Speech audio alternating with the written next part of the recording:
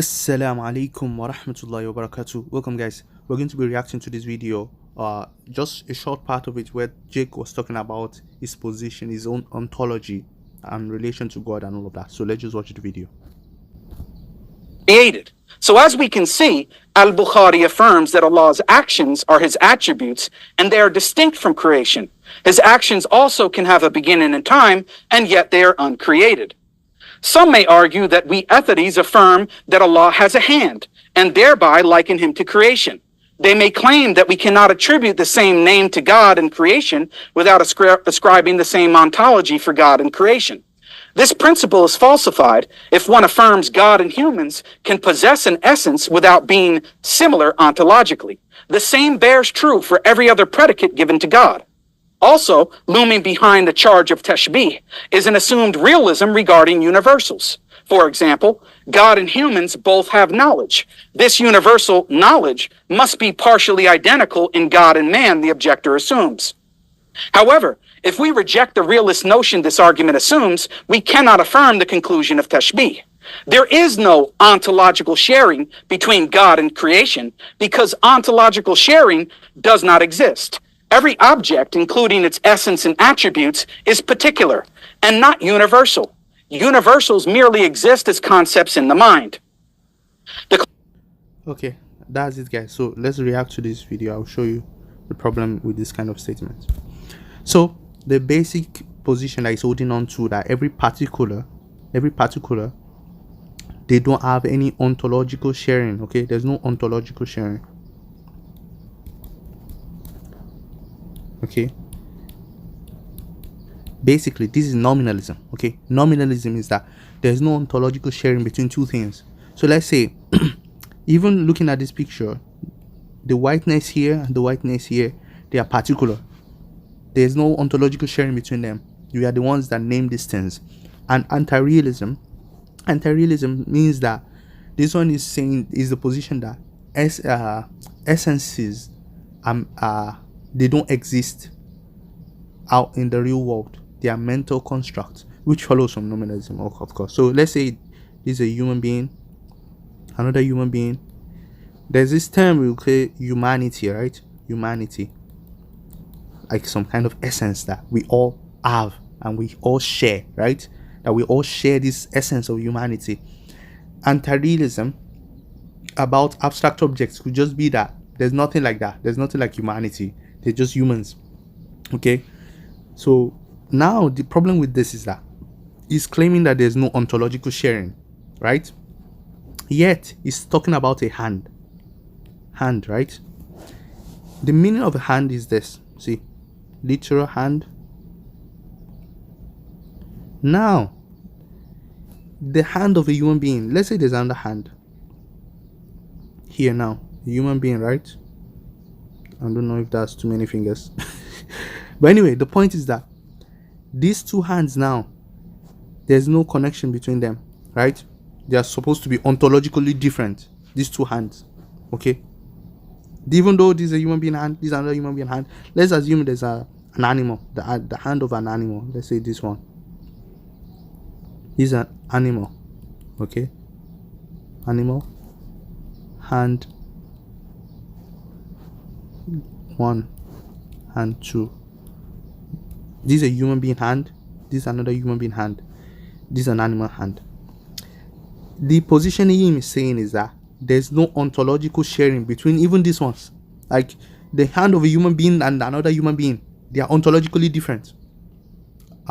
Because that's what it seems to be saying, that nominalism, if nominalism is true, that is actually true, because each particular will be different from another one. But who believes in this kind of nonsense that human beings, we are ontologically different? Like, who really believes that human beings are ontologically different? And there are many other problems with it, but beyond what's it called?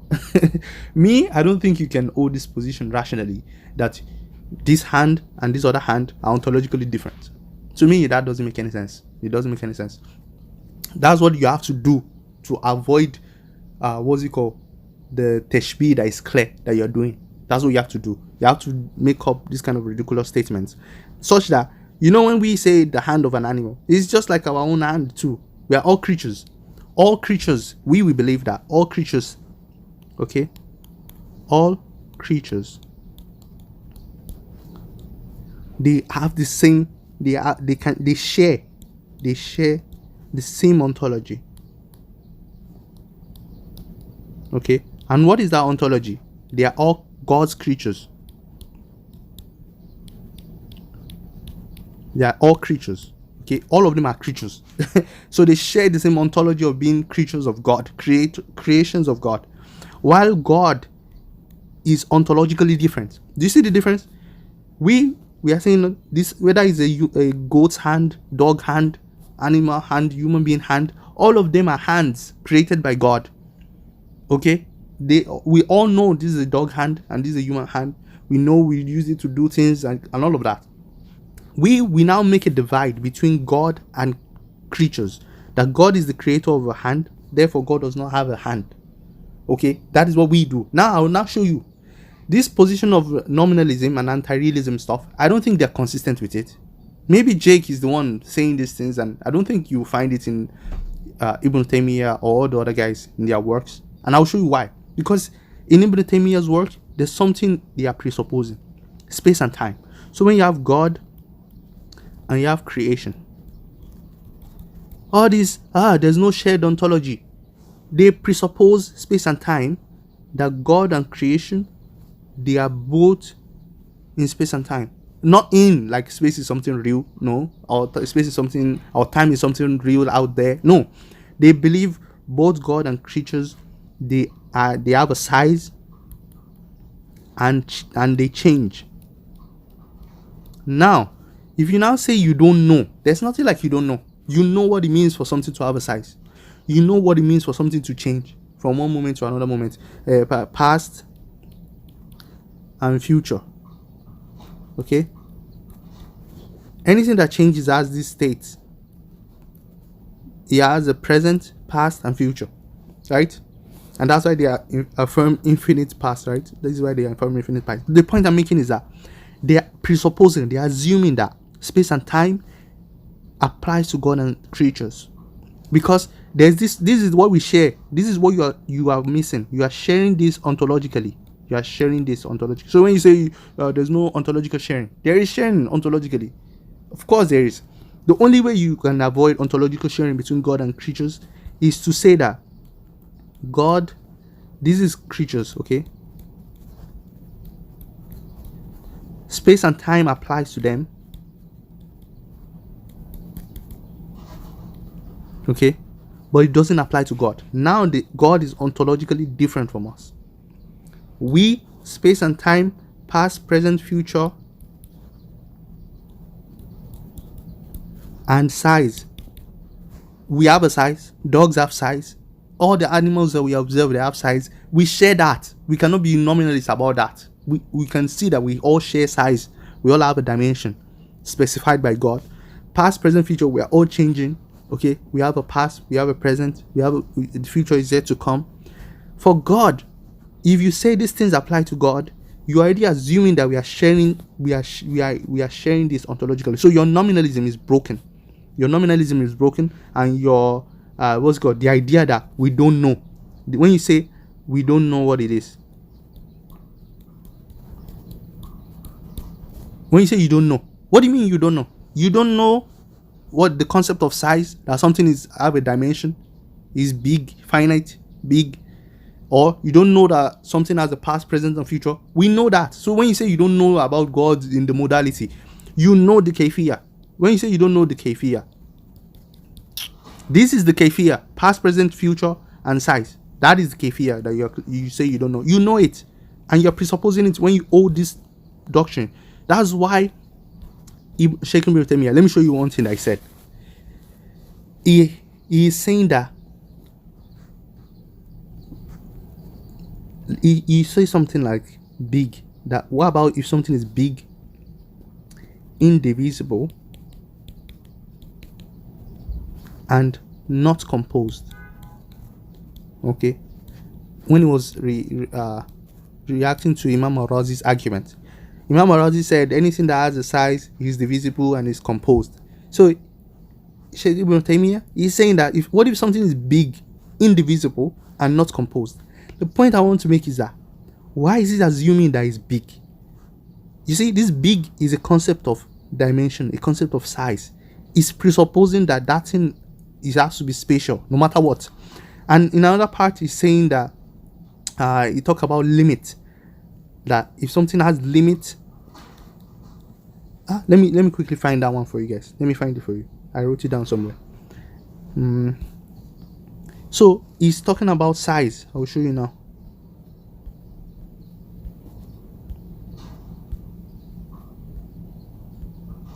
Sorry guys, just wait a moment.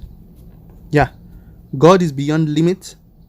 Okay, God is beyond limit that we know, but has limit that he knows. So he's saying God knows his limit, but we don't know the limit. Bro, this is the problem. Why are you assuming that God has a limit? This is the response. God is beyond limits that we know, period. There's no more. You cannot say that the word limit on something we don't know and then claim that God knows it. How did you know that? Like, the right thing to say is God is beyond limit that we know. That's it. But he has also sneaked in this limit part, that he has limit, but has limit that he knows. Why do you assume that he has that limit? Where do you get that from? The same way with big. How can you assume that something that is indivisible and not composed is also big? Why do you assume that big? It's because you cannot eliminate the concept of space and time from applying to all ontologies. So their position is this. Let me show you guys.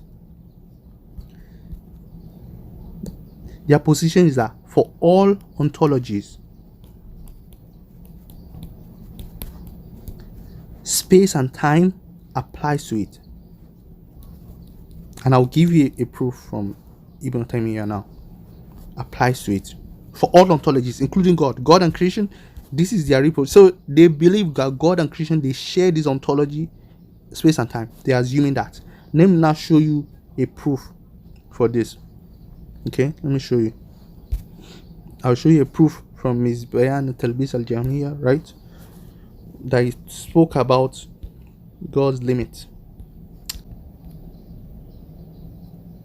He's here. Okay, yeah. Okay, now let's read it. Look at this part.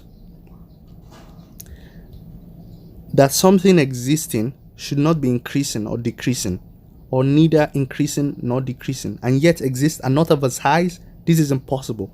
Sheikh Ibn Taymiyah in Bayan Talbis al-Jamiyah, you can go and check it out. It is saying that it is impossible for something to exist. Okay, it is impossible for something to exist and not be in this space and time with size, and not have a size and not be changing. It's impossible. That's his position. Whereas we don't assume this. We assume there's a real ontological divide between God and creatures. This space and time thing only applies to creatures, not to God. This is our own position. Their own position is this. So when they say they don't know, they actually know. What do you mean you don't know? You don't know if something is big. You might not know the exact size, but you know that it has a size, and you don't know change. You might not know how fast it changes or how slow, but you have an idea of what it is. Also, what's it called? So when they say they don't know, they actually know. And if they are consistent with their nominalism, however, that's why I call them Jahmis, that they could be Jahmis. If they are consistent with their nominalism, then there's nothing, it makes no sense to say that this hand and this hand, there's any similarity between them, or this hand and this hand. So it's not just with God, all the creatures too. You get, like creatures, there's no ontological similarity between us. If that is the case, everyone will just have their own ontology, every individual, which is absurd, right?